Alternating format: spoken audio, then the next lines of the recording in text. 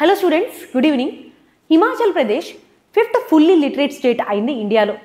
ఒక్కసారి ఈ కాంటెక్స్ట్లో అసలు ఫుల్ లిటరసీ అంటే ఏంటి, అండ్ దాంతో పాటుగా ఏ స్టేట్స్లో ఎంతెంత లిటరసీ ఉంది, అండ్ ఇండియా ఒక లిటరసీ స్టాటిస్టిక్స్ ఏంటి, అండ్ దాంతో పాటుగా గవర్నమెంట్ యొక్క ఉల్లా స్కీమ్ అండ్ ఇండియా యొక్క అడల్ట్ లిటరసీకి ఉన్నటువంటి ఛాలెంజెస్, ఇవన్నీ ఇవాళ సెషన్లో డిస్కస్ చేసుకుందాము.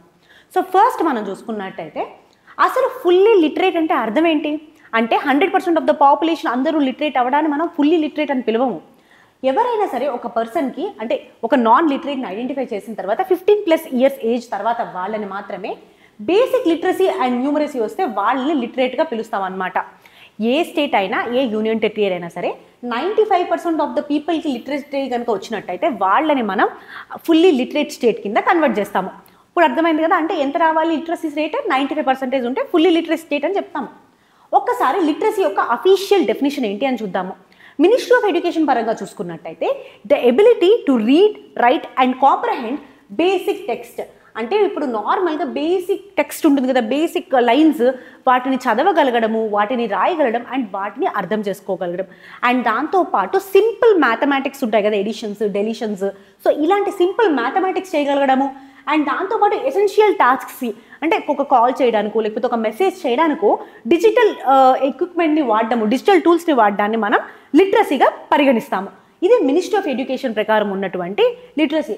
అట్లానే ఉల్లా స్కీమ్ కూడా ఇదే లిటరసీని డిఫైన్ చేస్తుంది. మనం ఫర్దర్గా ఉల్లా స్కీమ్ గురించి కంప్లీట్ అనాలిసిస్ చేద్దాం ఇందులోనే. నెక్స్ట్, ఈ లిటరసీని ఎలా అచీవ్ చేస్తుంది ఒక state? First of all non literate పాపులేషన్ని ఐడెంటిఫై చేయడము. అండ్ ఈ ఉల్లాస్ యాప్ ఉంది కదా, దాని ద్వారా మొబైల్ యాప్స్ యూజ్ చేసుకొని, వాలంటీర్స్ యూజ్ చేసుకొని వాళ్ళకి ట్రైనింగ్ ఇస్తారనమాట.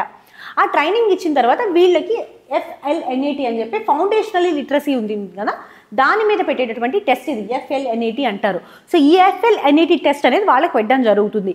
ఇన్ కేస్ వీళ్ళు FLNAT టెస్ట్ని పాస్ అయినట్టయితే వాళ్ళకి NIOS కింద అంటే national institute of open schooling ఉంది కదా, దీని కింద వాళ్ళకి సర్టిఫికేట్ అనేది ఇస్తారు.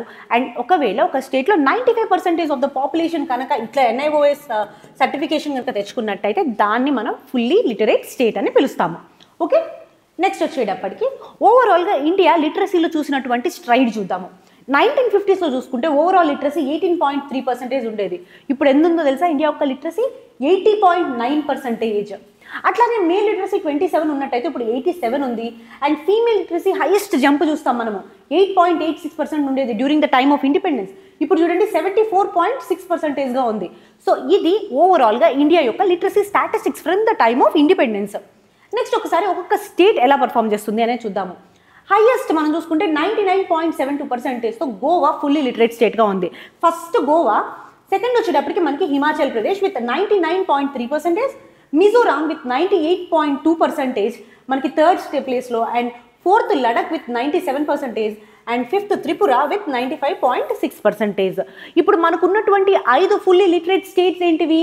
గోవా, హిమాచల్ ప్రదేశ్, లడక్ అండ్ దాంతోపాటుగా మిజోరాం అండ్ త్రిపుర. ఈ 5 స్టేట్స్ ఫుల్లీ లిటరేట్గా ఉన్నాయి.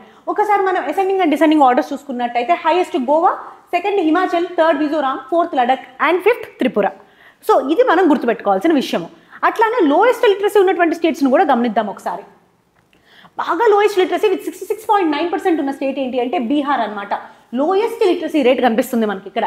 నెక్స్ట్ లోయెస్ట్, సెకండ్ లోయెస్ట్ వచ్చేప్పటికి ఆంధ్రప్రదేశ్ విత్ 68.5%, ఏపీ 68.5%తో సెకండ్ లోయెస్ట్ లిటరసీ స్టేట్ ఇండియాలో. అండ్ థర్డ్ వచ్చేటప్పటికి 71.1%తో మధ్యప్రదేశ్ ఉంది, MP. సో ఇవి 3 లోయెస్ట్ లిటరసీ స్టేట్స్. ఏంటివి? బీహార్, సెకండ్ వచ్చేటప్పటికి ఆంధ్ర అండ్ థర్డ్ వచ్చేటప్పటికి మధ్యప్రదేశ్. ఈ 3 లోయెస్ట్ లిటరసీ ఉన్నటువంటి స్టేట్స్. నెక్స్ట్ మనం చూసుకున్నట్టయితే ఉల్లాస్ స్కీమ్. ఇది అడల్ట్ ఎడ్యుకేషన్ని ప్రమోట్ చేసేటటువంటి స్కీమ్ అనమాట. ఒకసారి ఉల్లాస్ అంటే ఏంటి? Understanding life long learning in all the society అని చెప్పేసి అర్థం అనమాట. Understanding life long learning in all the society. So ఈ స్కీమ్ని ఫస్ట్ 2022లో స్టార్ట్ చేయడం జరిగింది. ఇది ఒక సెంట్రల్లీ స్పాన్సర్డ్ స్కీమ్. 2027 వరకు దీని డ్యూరేషన్ ఉంది. సో ఇక్కడ చూసుకున్నట్టయితే మనకి 15 ఇయర్స్ కన్నా ఏజ్ ఎవరైతే ఎక్కువగా ఉంటారో వాళ్ళ అడల్ట్స్ ఉంటారు కదా, వాళ్ళు ఎవరైతే వాళ్ళ formal schooling or education miss అవుతారో వాళ్ళకి ఈ స్కీమ్ కింద ఎడ్యుకేషన్ అనేది ప్రొవైడ్ చేయడం జరుగుతుంది. ఉల్లాస్ కింద 5 కాంపోనెంట్స్ ఉంటాయండి. ఫస్ట్ వచ్చేటప్పటికి ఫౌండేషనల్ లిటరసీ అండ్ న్యూమరసీ, రెండోది క్రిటికల్ లైఫ్ స్కిల్స్, మూడోది బేసిక్ ఎడ్యుకేషన్, నాలుగోది వొకేషనల్ స్కిల్స్, ఐదోది కంటిన్యూయింగ్ ఎడ్యుకేషన్. ఈ 5 ఉల్లాస్ కింద ఉన్నటువంటి ఫౌండేషనల్ కాంపోనెంట్స్ అనమాట. నెక్స్ట్ వచ్చేటప్పటికి ఉల్లాస్ కింద ఉల్లాస్ యాప్ అనేది ఒకటి ఉంటుంది. ఈ యాప్ కిందే మనం లెర్నర్కి అంటే ఎవరైతే నేర్చుకోవాలనుకుంటున్నారో చదువుకోవాలనుకుంటున్నారో వాళ్ళకి లెర్నింగ్ మెటీరియల్ అనేది ప్రొవైడ్ చేయడం జరుగుతుంది. అండ్ దాంతోపాటుగా ఈ ఉల్లాస్ యాప్ ఏదైతే ఉందో ఇది దీక్ష పోర్టల్తో కూడా కోఆర్డినేట్ అయ్యి ఉంటుందన్నమాట. సో ఇది ఉల్లాస్ స్కీమ్ గురించి, ఎందుకని చెప్పేసి అడల్ట్ ఎడ్యుకేషన్ని ప్రమోట్ చేయడానికి ఎయిమ్ వచ్చేటప్పటికి. నెక్స్ట్ చూసుకున్నట్టయితే ఇంకొక విషయం ఏంటి అంటే ఇక్కడ హిమాచల్ ప్రదేశ్ని మనం ఫుల్లీ లిటరేట్ స్టేట్ అని చెప్పాం కదా. ఎప్పుడు చెప్పారో తెలుసా? 8th సెప్టెంబర్ చెప్పారు. సో ఎందుకని చెప్పేసి 8th సెప్టెంబర్ ఇంపార్టెంట్ అంటే ఆ రోజు ఇంటర్నేషనల్ లిటరసీ డేగా మనం సెలబ్రేట్ చేసుకుంటాము. 1967 నుంచి మనం దీన్ని ఇంటర్నేషనల్ లిటరసీ డేగా సెలబ్రేట్ చేసుకోవడం జరుగుతుంది అనమాట. ఇది యునెస్కో యొక్క ఇనిషియేటివ్. అండ్ ఒక్కసారి ఈ ఇయర్ 2025 థీమ్ ఏంటో తెలుసా? Promoting literacy in digital era. ఏంటది 2025 theme? Promoting literacy in digital era. So digital literacy మీద అండ్ దాంతోపాటు క్రిటికల్ ఎంగేజ్మెంట్ మీద ప్రమోట్ చేసేటటువంటి ఇనిషియేటివ్ ఇది ఇంటర్నేషనల్ లిటరసీ డే. ఎప్పుడు? 8th September. ఓకే, నెక్స్ట్ వచ్చేటప్పటికి ఓవరాల్గా ఈ అడల్ట్ లిటరసీ ప్రోగ్రామ్స్ ఏవైతే ఉన్నాయో వాటిని ఇంప్లిమెంట్ చేయడానికి ఉన్నటువంటి ఛాలెంజెస్ ఏంటి అనేది చూద్దాము. ఫస్ట్ ఛాలెంజ్ వచ్చేటప్పటికి రిలక్టెన్స్ అనమాట. అంటే first of all adult literacy ఏదైతే ఉందో వాళ్ళ యొక్క యాక్సెప్టెన్స్ ఉండదు ఇల్లిటరసీ అని చెప్పేసి. అండ్ దాంతోపాటు వాళ్ళలో మోటివేషన్ కూడా ఉండదు. ఎందుకని చెప్పేసి వచ్చేసేసి అక్కడ నేర్చుకోవడానికి వాళ్ళలో ఫస్ట్ ఆఫ్ ఆల్ మోటివేషన్ ఉండదు. అది ఫస్ట్ వాళ్ళలో మోటివేట్ చేయడం అనేది one of the major challenge. Next వచ్చేటప్పటికి ఇన్యాక్సెసిబిలిటీలో మనం చూసుకున్నట్టయితే మనకి రూరల్ ఏరియాస్లో స్పెసిఫిక్గా చూసుకున్నట్టయితే ఎన్ఎస్ఎస్ఓ రిపోర్ట్ ప్రకారం చూసుకున్నట్టయితే ఓన్లీ 33% ఆఫ్ రూరల్ హౌస్ హోల్డ్స్కి మాత్రమే డిజిటల్ లిటరసీ ఉంది and access to the internet అనేది ఉంది అని చెప్పడం జరిగింది. నెక్స్ట్ వచ్చేటప్పటికి షార్టేజ్. ఈ షార్టేజ్ అనేది మనం స్టాఫ్లో అబ్జర్వ్ చేయొచ్చు. అంటే ఇప్పుడు ఎవరైతే మనకి లెర్నింగ్ నేర్పిస్తున్నారో స్పెసిఫిక్గా అడల్ట్ ప్రోగ్రామ్స్ కానివ్వండి, అడల్ట్ ఎడ్యుకేషన్ కానివ్వండి ఇవ్వాలి అనుకుంటే దానికి స్టాఫ్ షార్టేజ్ అనేది ఉంది. అండ్ దాంతోపాటు స్టాండర్డైజేషన్, ఇక్కడ బుక్స్ కానీ మెటీరియల్ కానీ ఏవైతే ఉన్నాయో అవి one size fits all approach ఉంటుందన్నమాట. ఇండియా మొత్తం ఒకే కైండ్ ఆఫ్ బుక్స్ ఉండడం వల్ల ఎవరైతే వనరబుల్ సెక్షన్స్ ఉంటారో ట్రైబల్ పీపుల్, రూరల్ పీపుల్, వాళ్ళ కల్చర్ స్పెసిఫిక్గా వాళ్ళ డైలెక్ట్స్కి స్పెసిఫిక్గా అక్కడ మెటీరియల్ తయారు చేసి లేకపోవడం అండ్ దీనివల్ల వాళ్ళ యాక్సెసిబిలిటీ తగ్గిపోతుంది. నెక్స్ట్ వచ్చేటప్పటికి డ్రాప్ అవుట్స్. ఇప్పుడు చిల్డ్రన్ యొక్క డ్రాప్ అవుట్స్ లాగా అడల్ట్ యొక్క డ్రాప్ అవుట్స్ని మానిటర్ చేయడం చాలా కష్టము. అండ్ వాళ్ళు చాలాసార్లు మనం గమనించినట్టయితే ఇక్కడ మనం ఫౌండేషన్ లిటరసీ టెస్ట్ ఉంటుంది కదా, ఆ టెస్ట్ రాయకుండా జస్ట్ ఓన్లీ ట్రైనింగ్ తీసుకుని కూడా వెళ్ళిపోతారనమాట. నెక్స్ట్ వచ్చేటప్పటికి అండర్ ఫండింగ్. మనకి తెలిసిన విషయమే ఎడ్యుకేషన్కి గవర్నమెంట్ ఆఫ్ ఇండియా చేసే ఫండింగ్ తక్కువ.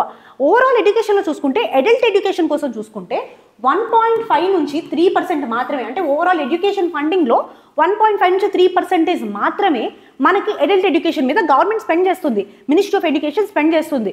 సో దానివల్ల మనం under funding one of the major challenge. Next వచ్చేటప్పటికి మానిటరింగ్. ఇప్పుడు మనం ఏదైతే ఈ అడల్ట్ ఎడ్యుకేషన్ ఉంటుందో ఈ ఎడ్యుకేషన్ని మానిటర్ చేయడానికి ఒక ఆర్గనైజేషన్ ఉండడం కానివ్వండి, లేదా వాళ్ళ అవుట్కమ్స్ని మానిటర్ చేయడానికి కానివ్వండి ఒక స్టాండర్డైజ్డ్ ఫార్మాట్ లేకపోవడం one of the major challenge. And దాంతోపాటు డిస్క్రిమినేషన్. ఇక్కడ మనకి రూరల్ ఏరియాస్లో చూసుకున్నట్టయితే పేట్రియార్కల్ మైండ్ సెట్స్ అండ్ కొన్ని రూరల్ ఏరియాస్లో మనం చూసుకుంటే అక్కడ స్పెసిఫిక్గా లోవర్ క్యాస్ట్ ఉమెన్కి ఎడ్యుకేషన్ అంటే ఈ అడల్ట్ లిటరసీ ప్రోగ్రామ్స్లోని కూడా రానికుండా చేస్తున్నారనమాట. సో ఇవన్నీ అడల్ట్ ఎడ్యుకేషన్కి ఛాలెంజెస్గా ఉన్నాయి. సో ఇది ఇవాల్టి టాపిక్. అండ్ దీంతో పాటు యూపీఎస్సీ మనకి ప్రీవియస్ ఇయర్ క్వశ్చన్ వచ్చిందనమాట ఎడ్యుకేషన్ మీద. మీరు ఒక్కసారి ఈ క్వశ్చన్ని చూసి ఆన్సర్ చేయండి. ఒక్కసారి క్వశ్చన్ చూద్దామా? Which of the following provisions of the constitution of India does include bearing on education? Education గురించి కాన్స్టిట్యూషన్ ఆఫ్ ఇండియా ఉంది కదా, అందులో ఉన్నటువంటి ప్రొవిజన్స్ ఏంటి? First of all directive principles of the state policy, second rural and urban local bodies, 5th schedule, 6th schedule and 7th schedule. Which of the following in the provisions in the constitution have bearing on education అని అడిగింది. ఒక్కసారి మనం options చూసుకున్నట్టయితే 1 and 2, 3, 4, 5, 1 to 5 and 1, 2, 3, 4, 5 ఏది కింద correct answer అనేది మీరు కింద కామెంట్ సెక్షన్లో చెప్పండి. Thank you so much for hearing with us.